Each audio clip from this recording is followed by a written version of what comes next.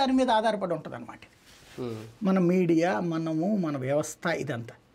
అట్లాగే ఇప్పుడు ఆయనదైతే కాదు కదా, కానీ ఆయన పేరు ఎట్లయితే సాఫ్ట్వేర్ ముద్రపడిందో, ఇప్పుడు 2047 విజన్. ఇంకా అదృష్టం ఏంటంటే అది ముందే నరేంద్ర మోడీ అన్నాడు కాబట్టి వికసిత భారత్ అన్నటువంటిది.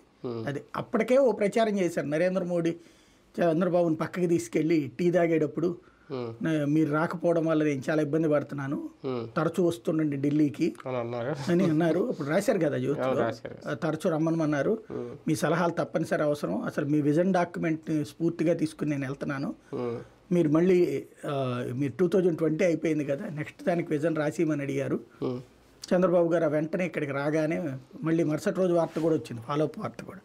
ఓ 25 మంది పారిశ్రామికవేత్తలతో, మాజీ ఐఏఎస్లు ఐపీఎస్లతో మాట్లాడారు, విజన్ తయారు చేశారు, చేయడం ప్రారంభించారు, దట్ ఈజ్ బాబు అని రాసుకొచ్చారు. అందుకే మనం ఆయన గుర్తు చేశారు. ఇంతకుముందు నేను 2020 విజన్ అంటే అవహేళన చేశారు, కానీ ఇప్పుడు 2047 విజన్ వచ్చిందంటే ఏంటో అర్థం చేసుకోండి అని. ఇండైరెక్ట్ ఆ క్రెడిట్ నాదని చెప్పినట్టు కాదా? అది కాదు, మనం చూసి ఫాలో దాంట్లో ఎవరు అడిగారు ఆయన్ని? వికసిత భారత్లో కూడా విజన్ కాగితం ఆయన ఏం రాయలా, మోడీ డాక్యుమెంట్ అని రాసి చూపించట్లా. ఆలోచనలు దానికి అనుగుణంగా పరిగెడదాం అంటున్నాడు ఆయన.